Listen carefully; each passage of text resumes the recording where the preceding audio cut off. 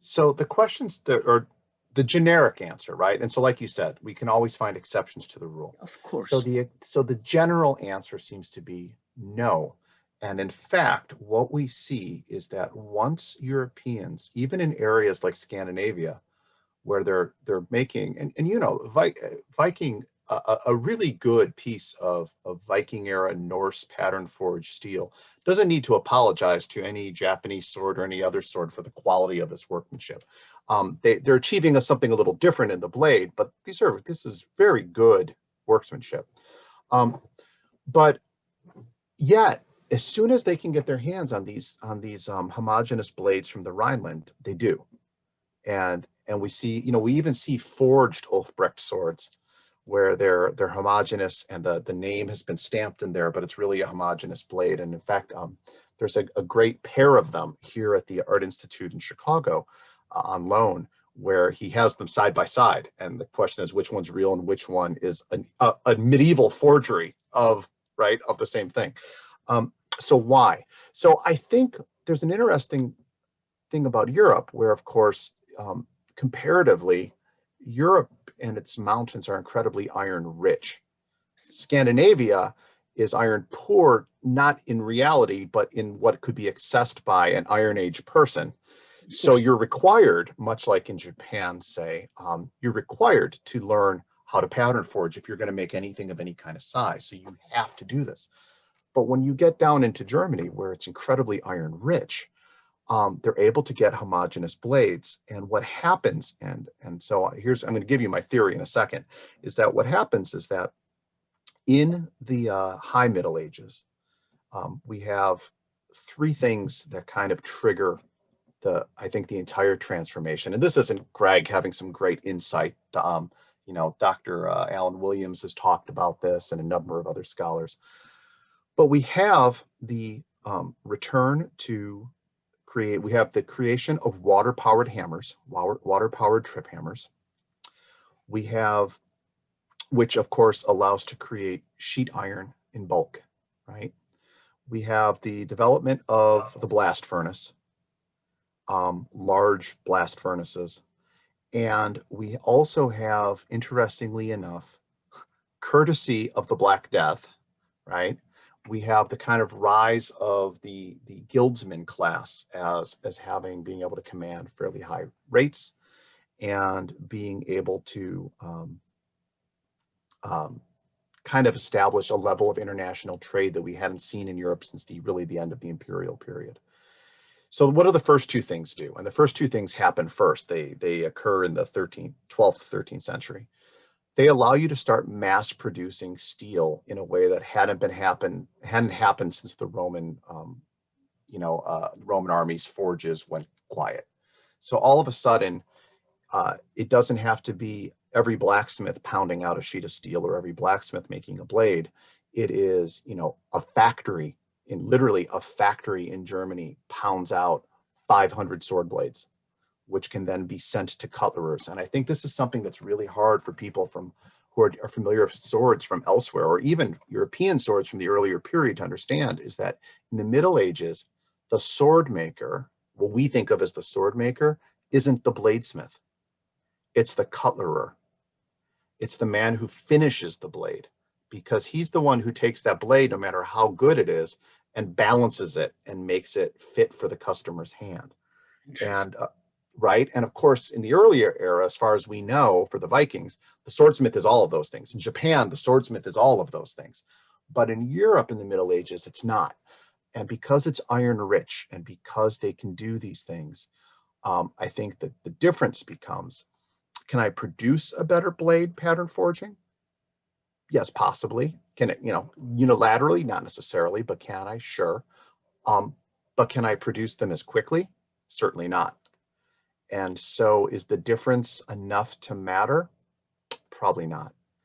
And of course, if the steel is homogeneous, I think it also moves to the point of there's less variability in worrying about what that swordsmith can produce, right? Because I simply end up knowing, okay, the shop of this guy in Munich can produce blades and they're reliable and the steel is pretty much always the same. And so I think, I think there's a technology issue here and availability of iron that makes Europe so different. And I think that's why we see the pattern forged blades disappear. Oh, okay, interesting, because you're talking about division of labor. I mean, it's very interesting to make these comparisons, because as you said that in Japan we have people who produce in Tamahagone. They produced. Then the smith came and decided, and then they sold accordingly which part of this tamagone could be chosen, quality, first quality, second, third, and so. And then the smith made the sword, and then he decided. Then division of labor comes, as we all know, from polishing, and then the rest of it, not suka maker, suba maker. When we come to Persia, to Iran, they are like a crucible steel cake. In the past, they thought everything came from India. Now they're proven. One of them was in Shanghai, which I found out, and then later on taken up by some other guys. I was the first guy who talked about Shanghai in Persia, and before Dr. Feuerbach found in Uzbekistan that they produced back then part of the bigger Persia. So we have this crucible steel cake, Bezeye Fulat, as we call it, testicle of steel. There were guys who produced that. Then they sold it to Fuladgaran. Fuladgaran, they came and looked at it, and then they forged it into bars. Then they sold these bars to sword makers, and sword makers made that. That's wonderful, right? So, okay. But then again, when you have these bars, then the rest, everything was like in Japan, in Tamahagone, in the hand of the smith. So it's very beautiful the way you explained, because it's, you make this comparison. So, then the question is, so if you have these medieval swords, right? And if I know, because now I'm asking because of people who come here, they know Persian blades as collectors, Japanese. If you etch them, no pattern shows. But I'm not talking about function. We are only talking about aesthetics. Yeah, right. You will not know, because it's, well, ideally it's a homogeneous piece of steel. And, some of our, we have some manuscripts from the 14th, 15th century that talk about how to produce steel and how to temper steel. And Pietro Monte in 1509 talks about, by the way, how to see if the temper is any good. And basically says that sometimes these guys will try to pull one over on you, right? And they don't temper the steel properly. But so consequently, they're all speaking towards a homogeneous blade.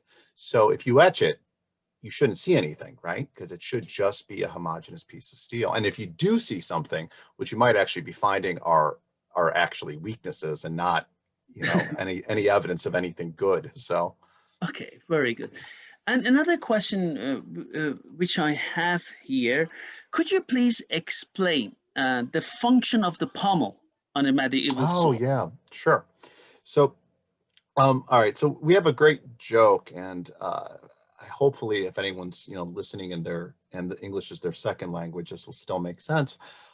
Is that you pummel with your pommel, right? So okay, so the pommel is in part a weapon. I mean, it can be. We do use it to strike to the face, to strike to the side of the head, etc. But its primary purpose is really as a counterweight. I mean, that is its first and primary focus is as a counterweight. And obviously not every weapon has the same sort of pommel. The equivalent piece on a katana is very small and essentially homogeneous to the hilt, right, to the grip. This Bowie knife trainer that I have, again, most knives don't really have a pommel. So the pommel does a couple of things on a sword. And actually, Monisher, just let me just reach across camera here. And I do have a long sword here. I can't fit it all on camera. Sure. But at least I can show the pommel.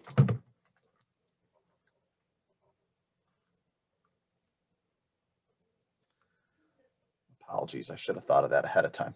So, okay. So here we have a long sword. This is meant to be a replica of a piece that survives in the museum in Brescia, Italy. It is the original has a famous South German Passau blade. It has the running wolf mark on it.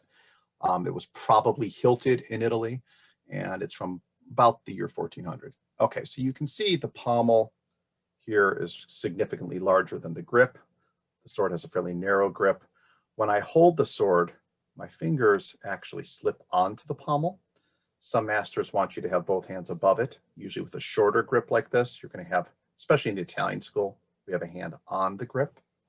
Let me just back up a little bit, okay? And so it lets it secure in the hands. One of the other things is that, for example, when I thrust, if I thrust one-handed, the pommel gives me security on the grip. With a shorter one-handed sword where the cross is very close, like a Viking sword, for example, the large pommel rests in the palm of your hand and you're fighting one-handed. And one of the things that you find is that it almost locks the sword into your hand while still allowing the fingers to have some flexibility. Because as you know, people hear this idea that you strike with a hammer fist, and they use the sword too often like a stick, right? They just whack with it. And of course, the sword's a much more nimble object. And so the fingers have to have some play when you swing. But the pommel allows that security to be developed, right? While giving me a nice firm grip. And like this faceted pommel, sometimes frankly, it bites into the hand a little bit, but I always know when I'm moving the sword where my edge is because of it. So I think the European sword pommel developed not just as a counterbalance, but also as a way to secure the sword in the hand. And also that then developed with these scent stopper shapes to be something that can also fit in the hand if you have to thrust one-handed. If you're changing grip, it just gives you more control of the sword. So it's kind of a multi-purpose. Can you use it like a mace as well? Absolutely, absolutely. You know, we have a number of techniques where we'll come in close and we'll strike with the pommel. We can do that two-handed, you know, up into the jaw. But in armored combat, and this always looks funny when you see it until you've been hit by it, right? Because the sword, as I told you, is only razor sharp up here, right? I can grip the sword, and I can even, if I have to, use it like a poleaxe and strike with either the guard or with the pommel. In fact, the Germans even have a name for techniques where you do that. They call it the battering point. Okay, and again, I'm an Italian martial arts specialist, so I don't have to remember all the German terms. I can guarantee you it's something Ort, but you know, but they call these blow strikes, Donnerstroke or Mordstrike, right? So murder strikes and thunder strikes, and then the point they call the battering point. So it does indeed serve all those purposes. Can I ask you a question? Do you hold imagine this is the cross guard? Do I hold it like this or like this? How should I hold it? Could you show it to us? I can. So the best way to think of the sword is, my camera's really being difficult because it knows that it's important to be not. Okay, so let me move my hand back. Yeah. So people constantly want to just kind of jam their hand under here, right? Yeah. And you have this 90-degree rotation with the cross guard running up your arm. But it doesn't really work like that. What you do is you take the grip and you sit it right behind that fat muscle of the thumb. Okay? And so you sit it. It's a very relaxed grip. Not that different from the katana, really. You can see how it creates this little mouth and it's offset. Yeah. And I'm going to turn the other way. And what you'll notice is that the long bar, a little hard to show, of the cross, let me turn, right? The long bar of the cross is to the outside of my forearm. Outside. And this is to the inside. Yeah. So you know who always discovers if they're holding the sword wrong? More often than not, ladies, women. Because with the difference in the joint structure of the thumb sitting closer to the hand, often European swords with their long grip, if they hold it wrong, they constantly stick themselves in the forearm. And so they're very good about correcting their grip, whereas men tend to want to turn the thing into a glorified hammer. All right. But so the grip is first hand like this, second hand not 90 degrees, but angled up like that. And so when you do that, you have the cross. Again, trying to find a good camera angle. There we go. I see that. See how it goes to the outside of my arm. And what that really does, there's no magic science here. It just aligns the edge of the blade with the skeleton so that when I cut, the edge of my sword is aligned with my skeleton. Okay. Okay. Do you also first of all, before we go ahead, why did you learn Italian, constantly Italian? Why not German? Well, like I said, my last name is Mele, which everybody hears that I think, what a great name for a martial artist. Sadly, in Italian, Mele means apples. So, if I was French, it'd be a great name for martial arts.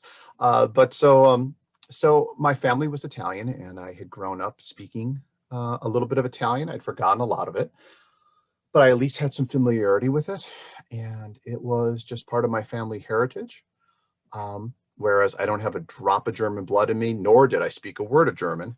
So it was just an easy choice. It was just an easy choice.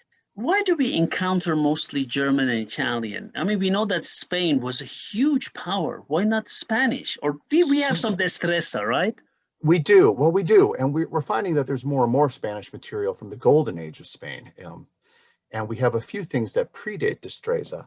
We have the names of a lot of 15th century Iberian writers prior to unification, but we don't have their manuscripts. Now, we know they existed because later people quote them from people like Francesco Roman, who wrote in the 15th century. But the texts are gone. So maybe they'll show up and maybe they won't. And it's hard to say. And is part of that, I think that part of the reason we have a dearth of material monachère from England, France, and because I mean, France, right? Like the heart of chivalry. Where are the French fighting manuscripts? Yeah. So here's my answer to you. In Japan and the Koryu, right? Only a handful of the oldest Koryu really go back into the era of the Warring States periods, right? Most of them were created in the Tokugawa era. Yes. During a time of peace. So we have, if you think about what's happening in Italy, of course, in the time of Fiore and after, is in its own warring states period, but not the way that Japan was, where there was massive armies, massive armies fighting a constant civil war. It's in Italy, it's constant skirmish wars, right? And sieges. But look at England and France in the 14th, 15th century. First, they fight the 100 Years' War. Then England tears itself apart in the War of the Roses, right? France begins to fight a series of internal wars, kind of private wars of the monarchy starting to consolidate its power into absolutism. And sure enough, once those things have happened, we see an explosion of French fencing manuscripts. So, and Spain, of course, same thing. Spain is fighting the Reconquista. And so a part of me thinks that the truth is that when a country is busy with significant warfare, the martial artists who are qualified to write these books, frankly, have better things to do than write books and run fencing schools, right? They're busy. They're busy. There's a certain leisure that is required to write your fencing book. And that seems to be a pattern. Is that it's like the generation after the war's end, that old man who lived through it might write about it, but not the guys during. And so I think part of the reason we see only a handful of things in England, and we know that, for example, we have records of French fencing masters from the 12th century on, right? But nothing. And France is also interesting in that, of course, it is probably the most rigidly separated by class of all the countries of Central and Western Europe. The nobility are a very small percentage. The peasantry are a very large percentage. The literate classes are much smaller there than they are in Italy, say, which has the highest literacy rate, closely followed by Southern Germany. So I think a lot of that comes together. But I think those factors are why we just don't see anything from this period in those countries. And also, I always have do we have any Russian material? That's the question I always have. God, and what an interesting question, right? And of course, Russia's such a complicated place because it has such a complicated history of what is a Russian, who's Russia, propaganda has been a part of Russian identity since the Muscovite era. And so good question. I mean, I used to wonder, where are the Ottoman manuscripts? And then I literally found out last week that we have one from the from the 16th century that's being translated right now. But I was like, you know, I mean, this is one of the great empires, right? Where are their manuscripts? And so for Russia, yeah, where is it? You know, there must be something from the Muscovite era. You know, Polish saber fencing is an incredibly famous tradition, and yet the folks who do it have had to reconstruct from what people observed and talked about, with then later attempts by 19th century fencers to reconstruct it, because there just doesn't appear to be a written record. So there are these interesting questions of parts in the world where we know they must have had rich fencing traditions, but we don't have a written record. So. Okay, perfect. You teach also rapier. Could you explain, rapier is what style of rapier do you teach? Sure. So, so to be fair, I don't teach rapier. You don't want to learn Italian rapier from Greg, but my school teaches it. I have a very accomplished pair of colleagues, John O'Mara and Rob Rutherford, who John began as my student. John and Rob both did. Rob was also John's rapier student, and they're both very accomplished in their own right. And the style of rapier fencing we teach is the Italian tradition. It's in the early phase of the rapier, from about the year 1600. So this is kind of it's really when the rapier, what we call the rapier today. I should make this clear. The Italians never had a name for the rapier. You will hear names today: spada da lato alla striscia, right? The long ribbon-shaped side sword. That's a term that is no older than the early 20th century, maybe the late 19th. The term in Italian in the 16th century for rapier is spada. And how do I know which spada? Well, it's the one in your hand, stupid, right? So, and well, what if it's short and broad? Well, then cut with it more. So, you know, so they never envisioned themselves that they were inventing a new weapon. But having said that, well, you know, the rapier that we're talking about of this time period is a long weapon. The blade reaches from about the floor to your belly button. That's a common measurement. Okay. So I'm 6'2". I think for me, that gives me a blade of about 43 inches. Okay. So it's a pretty long weapon. The blade is almost as long as my longsword. This is usually in the era before the cup hilt, though that's really kind of not important, but it has, you know, the bars and cages that protect the hand. It could have a fully developed cup. It is gripped by wrapping one finger lightly around one of the side quillins. Okay, so obviously this isn't a rapier. And then that pommel, coming back to that, right? The rapier tends to have a very round pommel, and it fits right in the hollow of the hand here. And when you are moving it, right, to parry, to turn, to thrust, it really helps lock it into the hand. So once again, the pommel is part of the grip. And it is obviously a thrusting weapon. It has two edges. It cuts. You know, we can demonstrate on tatami that you wouldn't want to be cut by it, but it is not a cutting sword per se. It is not meant, you're not taking an arm off with it. But you certainly could horribly lacerate somebody, but it is a thrusting weapon. And so everything about it is developed for personal combat. This is where the lunge that everyone knows from modern fencing originates, right? And so this is the weapon. You know, if you close your eyes and think Olympic fencing, this is the weapon that takes you evolutionarily to that. So it is that first weapon of modern fencing. Did I understand you correctly that there was back then not a clear distinction between side sword and rapier?